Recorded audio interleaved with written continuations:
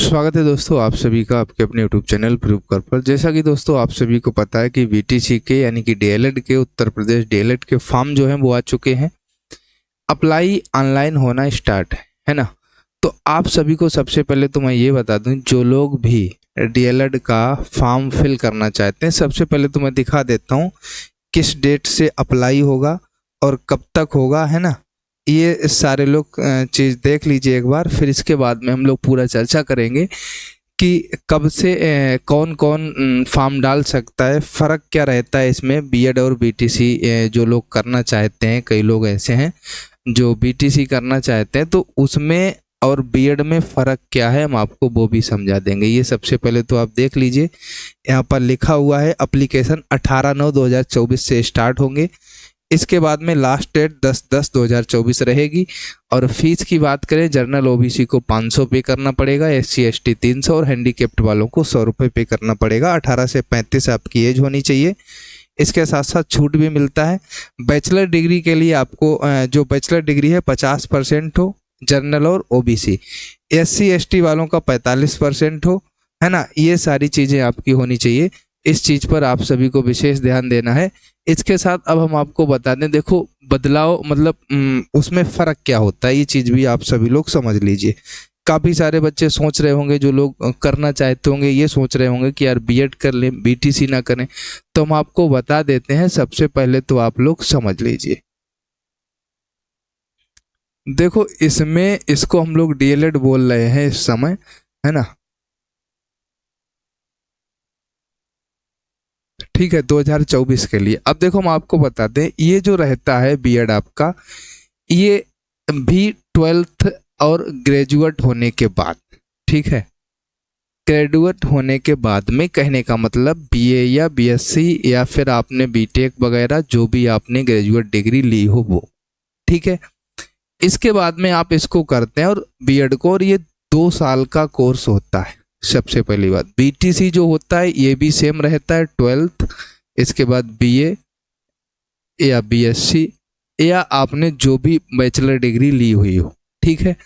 इसके बाद में ये भी आपका जो कोर्स होता है 2 साल का ही होता है और इसमें 4 सेमेस्टर रहते हैं, ठीक है भाई। इस चीज़ को याद रखना सारे लोग, है ना। तो इसके आगे का भी आपको बताते हैं।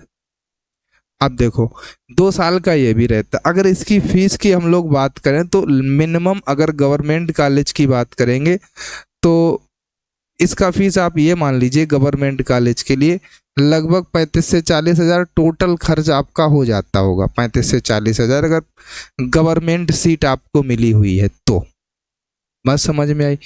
और अगर प्राइवेट सीट मिलेगी तो मिनिमम आपको 1 लाख रुपए चाहिए पूरा कंप्लीट करने के लिए, ठीक है। इतना फीस चाहिए अगर आपको प्राइवेट कॉलेज में एडमिशन मिलता है तो, ठीक। और अगर गवर्नमेंट कॉलेज में मिलता है तो लगभग इतना पूरा खर्चा हो जाता है 35 से 40 हज़ार टोटल।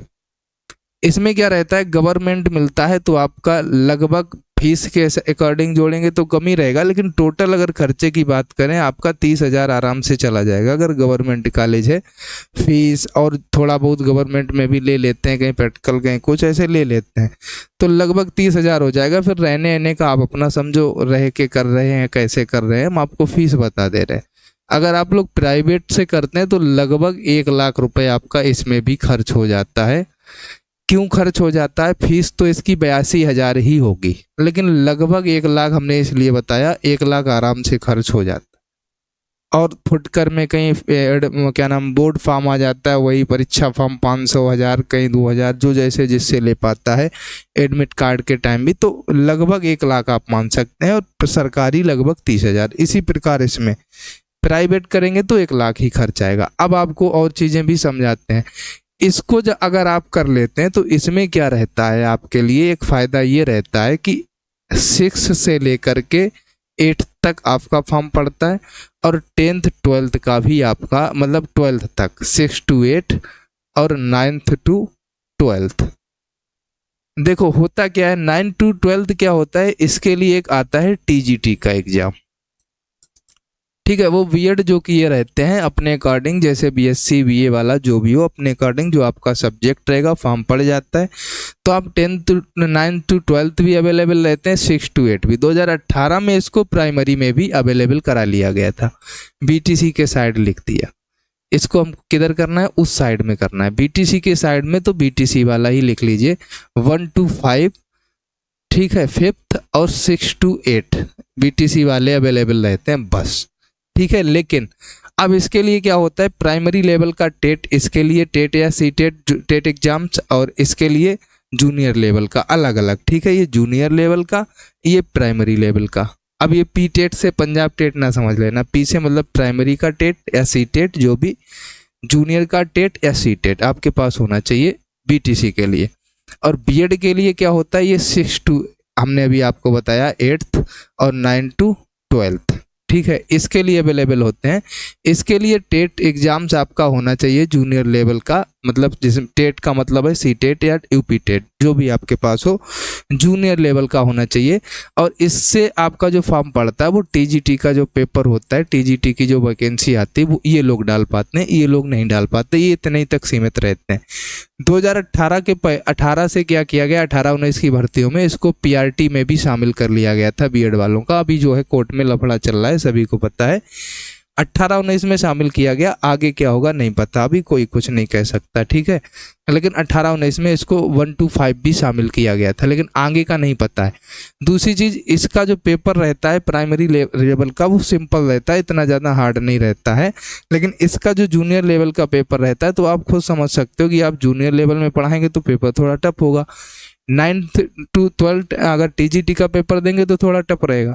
तो ये इसमें समानता और असमानताएं हैं जो हमने आपको बताई, ठीक है। तो इसमें हमको ये रहता है कि अगर लड़कियां हैं, लड़कियों के लिए बेहतर बीटीसी ही रहता है, क्योंकि इतना हार्ड जो पेपर रहता है, ज़्यादा पढ़ाई नहीं कर पाते, ऐसा मैंने मिलता है, उनके लिए सही है। लड़कों के लिए भी सही है बीटीसी। इसका एक बेनिफिट और ये है कि इसका वैकेंसी ज़्यादा आता है, लेकिन लंबे समय से आया नहीं है, ठीक है। इसकी जो पोस्ट होती हैं जब आएगी तो ज़्यादा ही रहेंगी जूनियर के अपेक्षा, पर अभी लंबे समय से 5-6 साल से नहीं आई हैं। इसमें जो पोस्ट होती हैं, इसका एक घाटा यही है कि इसमें पोस्ट कम रहते हैं, पर इसकी भी लंबे समय से ही वैकेंसी नहीं आई है। एक थी भी, वो भी हिलगी पड़ी है, जैसा कि आप सभी को देखो दिखा भी दें, आप लोग देख सकते हो कहाँ पे, हाँ, जूनियर एडेड शिक्षक भर्ती अटकी, 43,610 अभ्यर्थी परीक्षा में। 2021 में 1894 पदों के लिए इसका विज्ञापन जारी हुआ था। 6 सितंबर को संशोधित परिणाम इसका दिया गया था, लेकिन कुछ बच्चों ने क्या किया था, इस पे आपत्ति लगाकर परिणाम में गड़बड़ी का आरोप लगा करके इसको कोर्ट लेके चले गए। तो मतलब हम कुल मिला के ये चीज़ नहीं दिखाना चाहते, हम ये दिखाना चाहते हैं कि पोस्ट कितनी है, 1894। इतनी कम पोस्ट आपको कभी पीआरटी लेवल में नहीं देखने को मिलेंगी। पीआरटी में मिनिमम 10,000 है, मैक्सिमम इससे ऊपर जितना भी चला जाए, मिनिमम बता रहे, अगर वैकेंसी आएगी तो इससे कम कभी नहीं आई है। पहले 2011 से पहले भले कमाई हो, 2011 से अभी तक 10,000 से कम कभी नहीं आई। 11,000 आई, 17,000 भी एक बार आई थी, है ना, 69, 68, 500, ये सारी वैकेंसी आई। तो आपको पता है कि इसमें पीआरटी में जो बेनिफिट है वो क्या है कि अगर वैकेंसी आएगी तो कम नहीं आएगी इतनी, है ना, ठीक आएगी, जिससे आपको कोई दिक्कत नहीं होगी, है ना। तो ये सारी चीज़ें हैं। अब आप लोग डिसाइड कर सकते हैं यहाँ पर ये सारी चीज़ें जानने के बाद कि आपको क्या करना चाहिए, ठीक है। इस वीडियो में इतना ही। अगर आपको वीडियो अच्छा लगा हो तो चैनल को सब्सक्राइब, बेल आइकन को प्रेस, अपने दोस्तों को भी शेयर करिएगा। मिलेंगे नेक्स्ट वीडियो में, तब तक के लिए सभी को जय हिंद, वंदे मातरम।